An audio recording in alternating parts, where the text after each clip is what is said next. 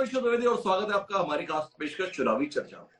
चुनावी चर्चा के तहत जो कुछ भी घट रहा है हम उस पर केंद्रित रहकर ही बात करते हैं। आज भी छत्तीसगढ़ की सियासत में बहुत बड़ा घटनाक्रम घटित हुआ। बहुत बड़ा इसलिए कि 2018 के चुनाव की स्मृतियां अभी भी हम सबके जहन में जिंदा है। 2018 में भारतीय जनता पार्टी के 15 साल के शासन और कांग्रेस के वनवास के बीच में मुकाबला था। सामान्य अनुमान यह था कि भाजपा एक बार फिर सत्ता में वापसी, लेकिन कांग्रेस ने 5 साल तक विपक्ष के रूप में जो भूमिका निभाई, प्रदेश अध्यक्ष भूपेश बघेल और नेता प्रतिपक्ष टी.एस. सिंहदेव के, उसने एक वातावरण तैयार किया और उसके साथ साथ जिस प्रकार से जन घोषणा पत्र तैयार हुआ, उस जन घोषणा पत्र ने भी माहौल बनाने का काम कांग्रेस के पक्ष में करा। और उस घोषणा पत्र के 2 प्रावधान खास तौर पर कांग्रेस के लिए ट्रम्प कार्ड साबित। एक, धान पर बोनस, जिसके आधार पर 2500 रुपए प्रति क्विंटल कीमत देने का वादा, और दूसरा था किसानों की बिना शर्त कर्ज माफी, जिसमें कोई सीमा भी नहीं थी। मध्य प्रदेश के संदर्भ में 2 लाख तक के कर्ज की सीमा थी, पर छत्तीसगढ़ के संदर्भ में तो वो भी नहीं थी। इन दोनों घोषणाओं ने क्या कमाल किया, वो इतिहास रच गया। 90 सदस्यीय विधानसभा में 69 सीट्स जीतने में कांग्रेस सफल है। वो कांग्रेस पार्टी जो अब 71 सीटों के साथ विधानसभा में मौजूद है, एक बार फिर सत्ता में वापसी के लिए प्रत्याशी, और वापसी की कोशिशों के तहत तमाम उपक्रम चल रहे हैं। इन्हीं के तहत एक उपक्रम आज भारतीय जनता पार्टी भी धान पे बोनस दे कि ना दे तो कैसे दे, किस प्रकार से दे, इसी उधेड़बुन है वह उलझी है। इसके बीच में मौजूदा मुख्यमंत्री भूपेश बघेल ने एक और दांव चल, और वही हमारा आज का विषय है। गढ़ में चुनाव, कर्ज माफी का दांव। सक्ती में चरणदास महंत के नामांकन पत्र जमा कराने के साथ हुई रैली में भूपेश बघेल ने ऐलान कर दिया कि अगर हम सत्ता में वापस आए तो एक बार फिर सभी किसानों की कर्ज माफी करेंगे। तो आज हम इसी पर बात करें, समझने की कोशिश करेंगे कि 2018 का फॉर्मूला क्या 2023 में भी रहे। इस चर्चा का हिस्सा बनने के लिए हमारे साथ 3 खास मेहमान, जो भारतीय जनता पार्टी पहले ही धान पर बोनस के मसले को उलझी हुई है, उस भाजपा का पक्ष रखने के लिए हमारे साथ पूर्व विधायक विमल चोपड़ा है, डॉक्टर विमल चोपड़ा। हमारे साथ में आरपी सिंह जी हैं, जो कांग्रेस पार्टी का पक्ष रख रहे हैं। चेहरे की मुस्कान बता रही है कि आज के दांव से वो कितने उल्लसित हैं, उत्साहित हैं। और इनके बीच में तटस्थ राय देने के लिए हमारे साथ रुद्र अवस्थी जी। आप तीनों का स्वागत है। चर्चा की शुरुआत करेंगे विमल चोपड़ा जी से, लेकिन उससे पहले सुनेंगे मुख्यमंत्री भूपेश बघेल का वो बयान जो हमारे कांग्रेस की बुनियाद है। पार्टी एक भी घोषणा नहीं करे किसान पर, मजदूर पर, नौजवान पर, महिला मन पर। हवामान अभी तक के राहुल जी आई पहली घोषणा करी जाति जनगणना हुई, छत्तीसगढ़ में हुई। दूसरा घोषणा प्रियंका जी करी 17.5 लाख गरीब आदमी मतलब आवास दिए जाए, और राहुल जी 7.5 लाख तो पहले किस डेढ़ में माना, और वो दिन में कहे केंद्र सरकार अपन हिस्सा दे चाहे मत दे, छत्तीसगढ़ गरीब आदमी के घर बना के रही। 17.5 लाख आवास हमन देवो, 20 क्विंटल हमन धान खरीद को 3 घोषणा में सत्ता में रही कट रहे। अभी तो हमन बहुत अकन गारंटी हो देवो। आज शक्ति में आए हो और आज 9:30 शक्ति के उपासक मन बैठे हो, और शक्ति में किसान को शक्तिवान बनाना है, ताकतवर बनाना है। चरण भैया बोले हैं, आदरणीय शैलजा दीदी बोले हैं, तो आज ये मंच के माध्यम से मैं घोषणा कर रहा हूँ कि जैसे पिछले समय किसान मन के ऋण माफी कर रहे हैं, हमारे फिर से सरकार बनाओ, किसान मन के ऋण माफी हुई।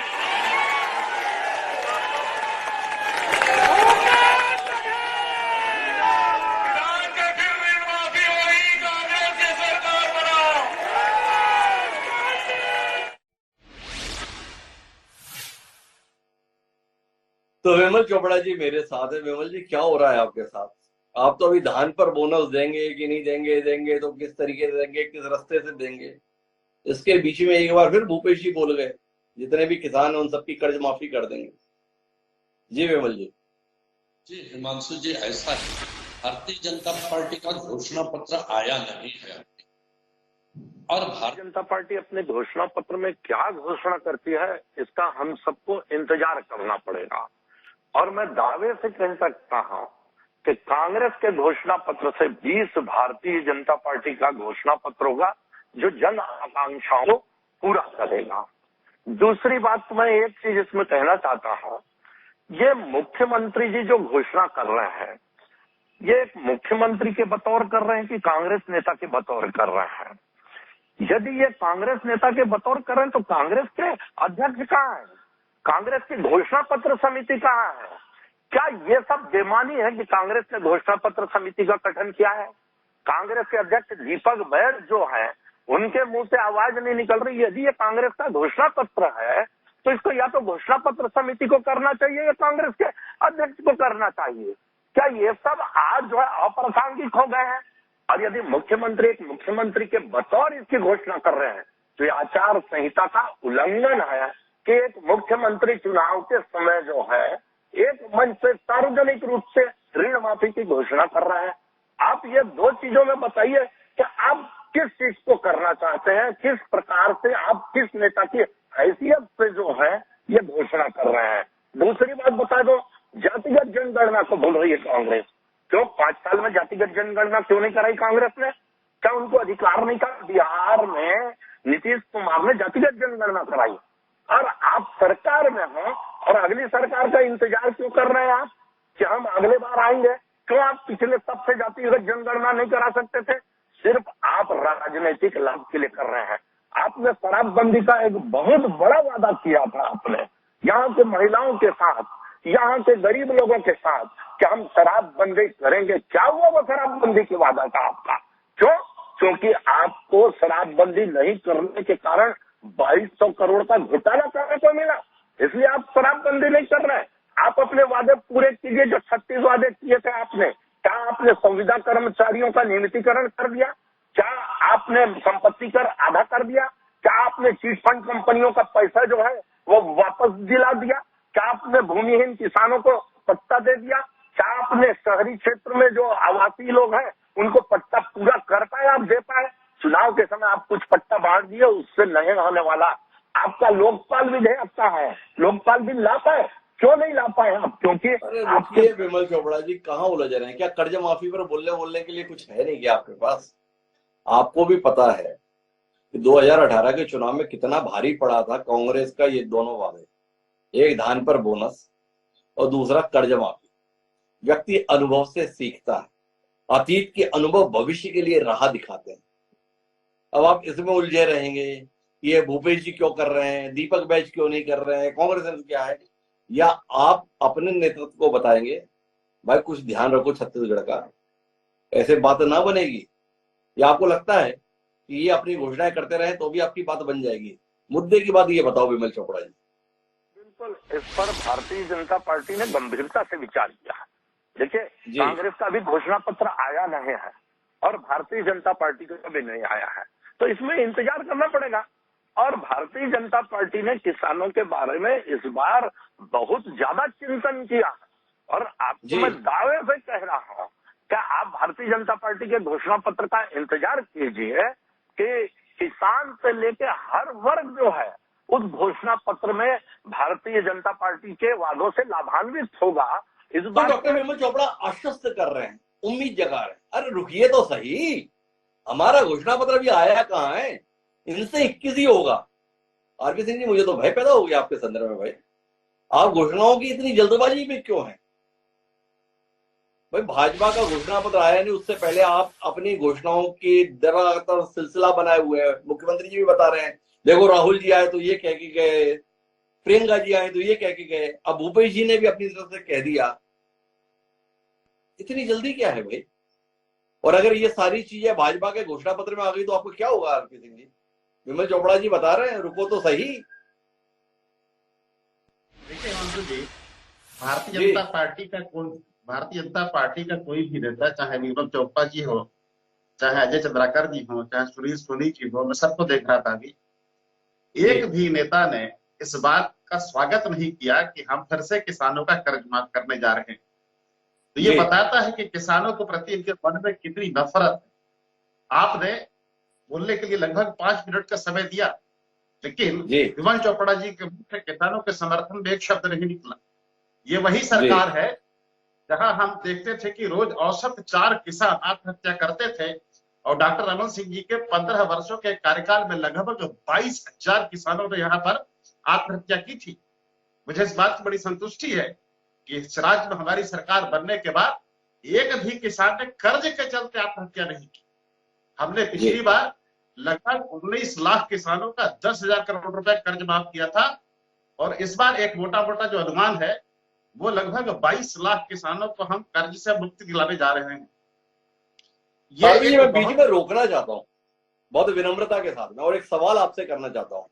विमल चोपड़ा जी भी हस्तक्षेप करने जा रहे हैं, पर विमल जी मैंने आपको पहले दौर में पर्याप्त समय दिया, समय आरपी सिंह जी का है।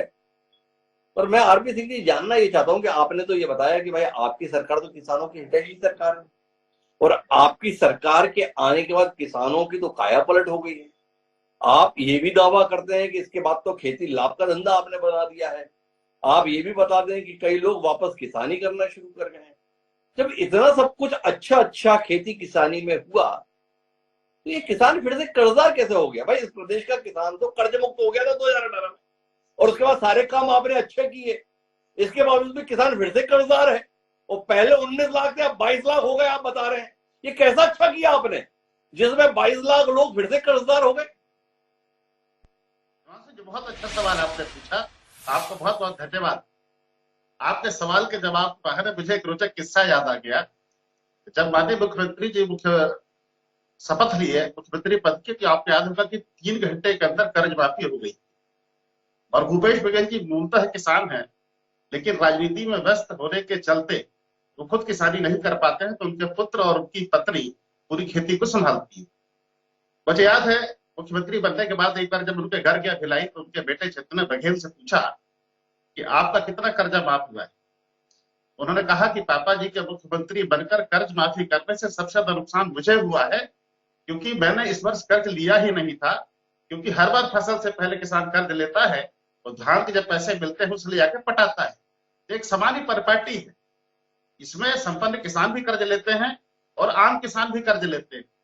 हमने किसानों से जो वादा किया था पिछली बार कर्ज मुक्ति करा दिया, रकबा बढ़ा, लगभग 2 गुना हुआ। हमारे जो पंजीकृत किसान थे वो बढ़े, क्योंकि खेती लाभ का व्यवसाय हुआ।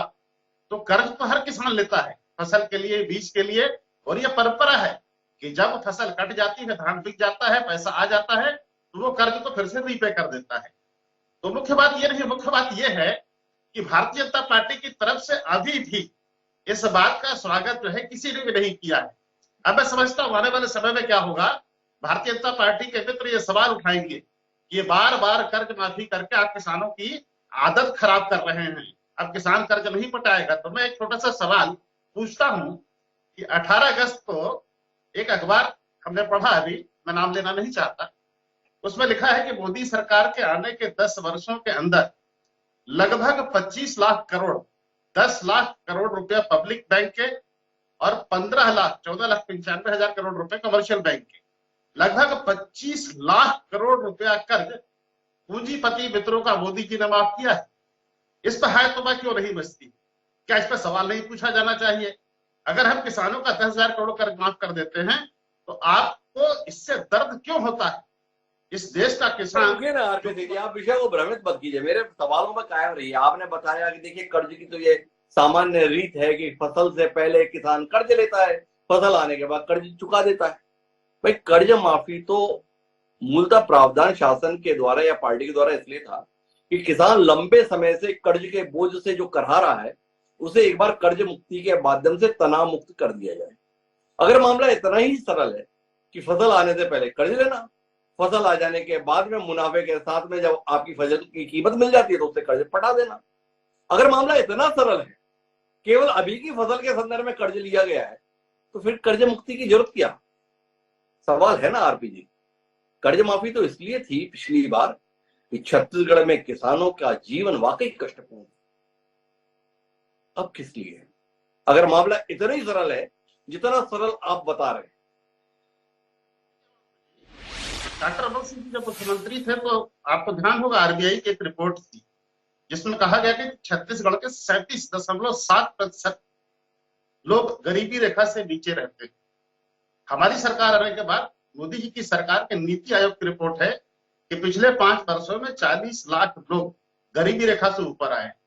साथ ही साथ आपने देखा होगा कि बंदी के दौर में भी जब कोविड-1 और कोविड-2 था, हमारे यहाँ आर्थिक गतिविधियों में कोई कमी नहीं आई।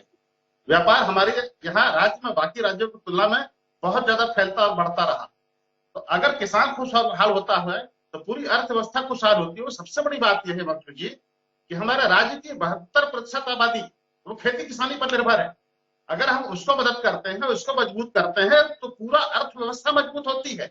आखिर क्या वजह है कि आज हम एशिया महाद्वीप के एकमात्र ऐसी जगह पर बैठे हैं जहां पर 1100 करोड़ का होलसेल मार्केट बनने जा रहा है। ये पैसे आखिर व्यापार में आ रहे हैं तो कहां से आ रहे हैं? बीजेपी कहती है कि आप एटीएम है, एटीएम। हाँ, हम एटीएम है। हम विमल चोपड़ा जी की राह पर चले आए। विमल जी भी हमारे विषय से हट के कुछ कहने लगे थे। अब आप भी ये जवाब नहीं दे पा रहे कि किसानों ने अभी अगर कर्ज लिया है तो उसे चुकाने के लिए माफी की जरूरत क्या है, तो इसमें आपकी कोई टिप्पणी नहीं है। अब आप होलसेल मार्केट में पहुंच गए, बात किसानों की हो रही है, आप व्यापारियों की पैरवी करने के लिए शुरू हो गए। थोड़ा विचार कीजिएगा हमारे सवाल पे, हो सकता है दूसरे चरण में आपको कोई बेहतर उत्तर मिल पाए। लेकिन मैं रुद्र अवस्थी जी के पास इसके दूसरे पहलू के पे जाना चाहता हूं। क्या कहते हैं रुद्र अवस्थी जी? मास्टर स्ट्रोक था पिछली बार कांग्रेस का, भूपेश बघेल और टीएस सिंहदेव का, किसानों की कर्ज माफी और धान पर बोनस 2500 रुपए कीमत। एक बार फिर आज वही दांव चलता हुआ दिखा है। वैसा ही परिणाम दे देगा जैसा 2018 में दिया था, या कुछ और आप देख पाते हैं इस घोषणा के पीछे? मुझे लगता है कि छत्तीसगढ़ के राजनीतिक विमर्श को एक बार फिर से किसान, खेती बाड़ी, धान की तरफ ले जाने की दिशा में ये एक अब मास्टर स्ट्रोक है या स्ट्रोक है तो चुनाव के समय पता चलेगा नतीजों से, लेकिन मुझे लगता है ये उसी दिशा का एक बड़ा कदम है। और आपने सर अपने इंट्रो में एक बात कही थी कि जो पिछले 2018 का चुनाव भी देखिए, उसमें जो कांग्रेस की तरफ से जो चुनाव का घोषणा पत्र आया था उसके बाद की जो तस्वीर आपने सामने रखी, मैं उसमें जो दृष्टांत सामने रखना चाहता हूँ। उस समय भी एक बात ये हुई थी सर कि जब चुनाव हुआ, मतदान और मतगणना के बीच में भी धान आ गया था, मगर किसान धान बेचने नहीं जा रहे थे। लोगों ने इसके कुछ संकेत देखे थे, उन्होंने माना था कि ये किसान ये समझ रहा है कि हमने कांग्रेस को वोट दिया है और सरकार आएगी कांग्रेस की तो हमको 2500 रुपए धान का मिलेगा, इसलिए नहीं दिया। अब ये तो उस समय की बात है सर। अभी क्या हुआ, पिछले महीने जब चौथी किस्त जो बोनस की वो जारी करने के लिए भाटापारा के पास सुबह भाटा में एक कार्यक्रम आयोजित किया गया, उसकी खबर जब हम लोग सोशल मीडिया और अभी डिजिटल मीडिया से जुड़े हैं तो ये पता चल जाता है कि कितने लोग ये खबर देख रहे हैं। वो जो खबर लगी कि ये चौथी किस्त जमा होगी, कुछ देर के अंदर ही वो बहुत बड़ी संख्या में, हजारों की संख्या में लोगों तक वो खबर पहुंच गई। उससे जो एक मीडिया से जुड़े होने के कारण मुझे ये लगता है कि ये इसका संकेत है कि लोग अभी भी इसमें दिलचस्पी ले रहे हैं कि धान को लेकर कांग्रेस और बीजेपी क्या कहने वाले हैं। और इसको देखते हुए आपने अगर देखेंगे कि पिछले समय जो बीजेपी के बड़े यहाँ पे कार्यक्रम हुए जिसमें पीएम नरेंद्र मोदी भी आए और अभी अमित शाह जी की सभा हुई है, उसमें भी लोगों की नजर इसी बात पर थी कि किसान को लेकर क्या इनकी घोषणा होने वाली है या क्या कहने वाले। तो ये जो मुझे लग रहा है कि अगर ये कांग्रेस ने एक बार फिर से मुख्यमंत्री भूपेश बघेल ने कर्ज माफी की बात की है, ये उसी दिशा में जा रहे हैं कि धीरे उसी दिशा में जा रहे हैं। रुद्र अवस्थी जी हमारी बात को ही पुष्ट कर रहे हैं कि भाई छत्तीसगढ़ की सियासत में किसानी विषय है और 2018 में जो परिणाम कांग्रेस के पक्ष में चमत्कारिक रूप से आया उसमें इस फैक्टर ने बड़ा योगदान दिया। तो वापस विमल जी आपके पास आता हूं, खुद आपका कितना भरोसा है अपने घोषणा पत्र को लेकर? भाजपा के तमाम लोगों से हम बात करते रहते हैं, थोड़ा हिले हिले आत्मविश्वास से बात करते हैं। आप तो मंझे हुए राजनीतिज्ञ हैं, अपनी पार्टी के हर दौर को देखे हुए हैं। आज का ये घोषणा मुख्यमंत्री की चुनाव को कितना चुनौतीपूर्ण बना दे रहा है आपके लिए? आप मैदान में नहीं है, इस बात का संतोष तो नहीं आ गया आपके मन में? अच्छा हुआ मैं मैदान में नहीं हूं। हिमांशु जी, ऐसा है कि भारतीय जनता पार्टी कोई भी चुनाव हो बड़ी गंभीरता से लेती है। और भारतीय जनता पार्टी का चाहे राष्ट्रीय नेतृत्व हो, चाहे प्रदेश हो, चाहे लोकल नेतृत्व हो, सब लोग उसमें जी जान से भिड़ते हैं।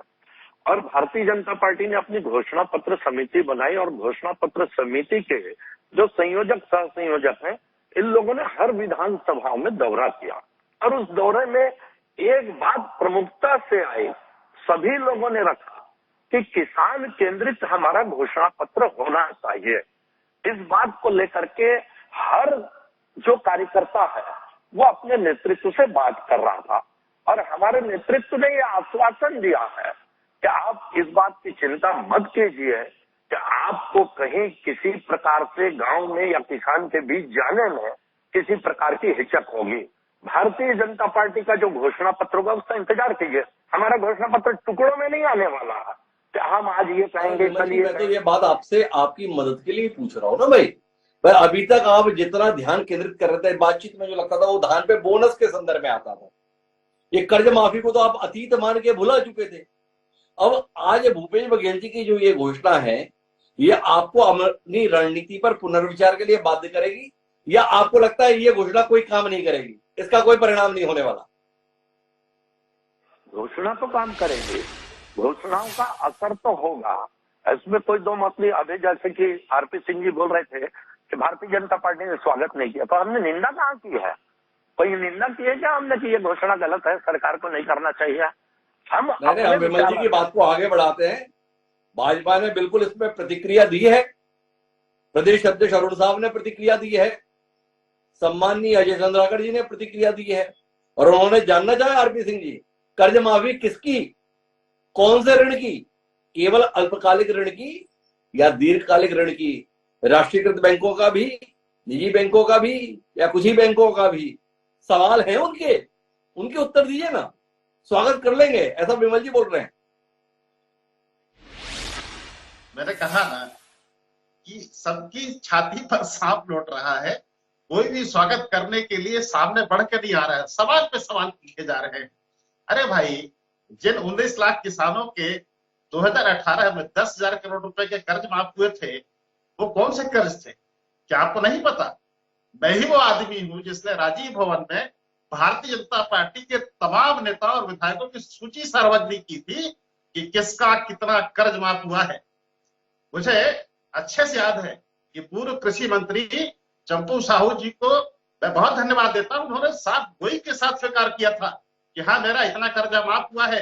ननकीराम कंवर जी वरिष्ठ आदिवासी नेता है जिनके मन में कोई छल कपट नहीं है, उन्होंने मीडिया के सामने स्वीकार किया तो हाँ, मेरा इतना कर्ज माफ हुआ है। तो सबको पता है कि कौन सा ऋण माफ होता है। अब जो आपने सवाल पूछा कि ये दोबारा कर्ज माफी की नौबत क्यों आई, मैं इसका जवाब देना भूलगत माफी चाहता हूं आपसे। मैं ये दोबारा नौबत इसलिए है हिमांशु जी कि अगर किसान को हम मजबूत बनाते हैं आर्थिक दृष्टि से, अगर मान लीजिए किसी किसान का 1 लाख रुपए कर्जा है, 2 लाख रुपए कर्जा है, वो 2 लाख रुपए हमारी सरकार उसे माफ कर देती है, तो वो 2 लाख रुपए उसकी पूंजी बनती है जो अपने परिवार के भविष्य को बेहतर बनाने में उसके काम आ सकता है। और किसान समृद्ध होगा तो ही प्रदेश समृद्ध होगा। आप याद कीजिए, शास्त्री जी ने नारा दिया था, जय जवान जय किसान। तो जो सीमा पर जवान लड़ता है उसमें भी 80% जवान ये किसान परिवार से ही आते हैं। अगर किसान मजबूत होता है तो सीमा पर खड़ा हुआ जवान भी मजबूत होता है। तो हमारी सोच बड़ी स्पष्ट है और हम यही नहीं रुकने वाले हैं। अगर भारत में बताओ, ये जो किसान को मजबूत करना चाहते हो, वो कर्ज युक्त तो हो जाने के बाद ही क्यों मजबूत करना चाहते हो? भाई पहले इतने पैसे क्यों नहीं दे देते हो? उसे कर्जदार ना होना पड़े। जब इतना ही मन आपका उदार है, इतना ही किसान के जीवन को बेहतर करने के लिए आप लालायित है, प्रगतिशील है, तो भैया उसे कर्ज में डूबने क्यों देते हैं? मैंने कहा ना, किसान अगर कर्ज में डूबा हुआ होता तो कर्ज के चलते पिछले 5 वर्षों में एकाध आत्महत्या तो हो जाती, लेकिन ऐसा नहीं हुआ और ईश्वर करे कि ऐसा कभी ना हो। ये ऋण लेना एक सामान्य प्रक्रिया है। विरोधाभास है आरपी सिंह जी। कभी बोलते हो कि 21 लाख किसान कर्जदार हैं, कभी बोलते हो किसान कर्जदार कहाँ है, फिर कर्ज माफी क्यों है? मेरा फिर से आपसे एक बार फिर अपना सवाल है, भाई अगर किसान वाकई आप मजबूत कर दे रहे हैं तो उसे कर्ज लेने की नौबत ही क्यों पड़ती है? हमारे समाज में कर्ज वो लेता है जो आर्थिक रूप से मजबूत नहीं हो पाता है। सामाजिक चलन तो यही है। तो किसान को इतना दीनहीन क्यों रखते हो भाई कि उसे कर्ज लेना पड़ता है? जब इतना ही किसान को मजबूत करना है आरपी जी, तो कुछ ऐसी व्यवस्था कीजिए ना कि किसान को कर्ज लेने दरवाजे पे जाना ही ना पड़े बैंक की। वो दिन कब आएगा जी, अगर कर्ज लेना दीनहीन होने का परिचायक है तो इस देश का सबसे बड़ा दीनहीन गौतम अडानी जी हैं। इस देश का सबसे बड़ा दीनहीन अंबानी जी हैं। इस देश के सबसे बड़े दीनहीन वो 500 ऊपर के उद्योगपति हैं जिनके ऊपर लाखों करोड़ रुपए का कर्ज है। तो कर्ज लेना दीनहीन होने की निशानी नहीं है। कर्ज लेना एक अच्छी आर्थिक अर्थव्यवस्था का परिचायक है। और जैसे मैंने कहा, ये पूरा साइकिल है। किसान कर्ज लेता है, फसल लगाता है, सोसाइटी में बेचता है, पैसा पाता है और फिर बैंक को पटा देता है। कर्जवाद बड़ा वो निराश है। हूं मैं तो आरपी जी आपके जवाब से। हम तो मान रहे थे कि आपकी योजना, आपका क्रियान्वयन, आपकी नीति बता रहे नहीं, कर्ज तो होना ही चाहिए। कर्ज ही सामाजिक रूप से श्रेष्ठता की पहचान है। आपका दृष्टिकोण है, थोड़ा विचार कीजिएगा। तो मैं रुद्र अवस्थी जी वापस आपके पास आखिरी टिप्पणी के लिए आता हूं।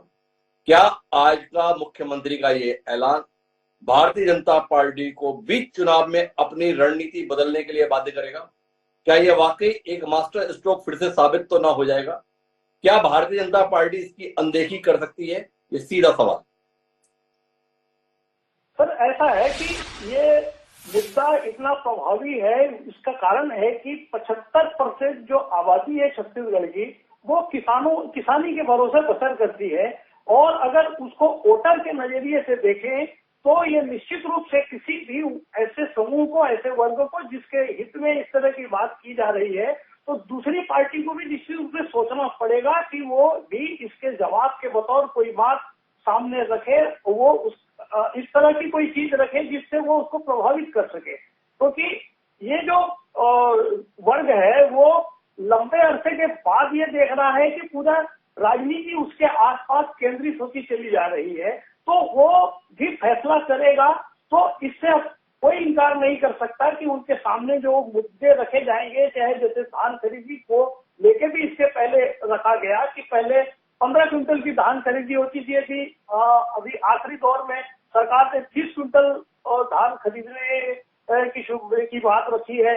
ऐसा ये जो किसानों के जो ऋण की बात है, और ये बात भी बिल्कुल निश्चित है कि जो ज्यादातर किसान हैं वो कोऑपरेटिव सेक्टर से अपनी कर्ज लेते हैं, और एक लिंकिंग का सिस्टम बहुत पहले से चलता है छत्तीसगढ़ में, या जहाँ पर वो जो लोन लेते हैं उसकी भरपाई वो लिंकिंग के माध्यम से धान देकर करते रहे हैं। तो ये वर्ग जो है वो, उसको अगर इसमें माफी मिलेगी तो ये वो महसूस करेगा कि जिस तरह से मुझे पहले धान बेचने के बाद जो पैसे मिलते थे उसके मुकाबले अब अधिक मिल रहे हैं, और ये कर्ज माफी हो जाने के बाद मेरी आमदनी में निश्चित रूप से बढ़ोतरी होगी। तो ये मानना चाहिए। कुल मिलाकर चुनाव के संदर्भ में एक महत्वपूर्ण कदम मजे हुए राजनीतिज्ञ और मूलतः किसान भूपेश बघेल ने फिर उठाकर दिखा दिया। भारतीय जनता पार्टी के पास पहले ही छत्तीसगढ़ को जीतना एक चुनौती थी। उस चुनौती को और मुश्किल बनाने का काम आज मुख्यमंत्री के ऐलान ने कर दिया। क्या भारतीय जनता पार्टी इसके जवाब में कोई ऐसा प्रस्ताव जनता के बीच दे पाएगी जो ज्यादा लुभावना, ज्यादा हित साधक लगे? वाकई भारतीय जनता पार्टी के लिए आज मुश्किल और बढ़ गई। और भारतीय जनता पार्टी प्रदेश का ही, देश का ही, दुनिया का सबसे बड़ा राजनीतिक दल, उम्मीद करते हैं वह इसके जवाब में कुछ ना कुछ ऐसा खोज लेगी जिसके संदर्भ में भरोसा विमल चोपड़ा जी हमें दिखा रहे हैं। भूपेश बघेल जी ने एक काम जरूर अच्छा किया है, घोषणा बहुत जल्द कर दी। विमल जी, आपकी पार्टी के पास मौका है कि समय रहते कोई काट निकालें। अगर ये घोषणा आखिरी दौर में हुई होती तो शायद आपकी राह और मुश्किल हो जाती। तो बहरहाल छत्तीसगढ़ के मतदाताओं के लिए और छत्तीसगढ़ के किसानों के लिए ये चुनाव काफी सुखद है, क्योंकि उनकी चिंता लगातार की जा रही है। ये चिंता बनी रहे और मतदाता का हाल ठीक रहे, इस कामना के साथ आप तीनों मेहमानों का बहुत बहुत धन्यवाद हमारी इस चर्चा का हिस्सा बनने के लिए। आज की इस चुनावी चर्चा में इतना ही। कल फिर मिलेंगे नए विषय के साथ। मुझे दीजिए।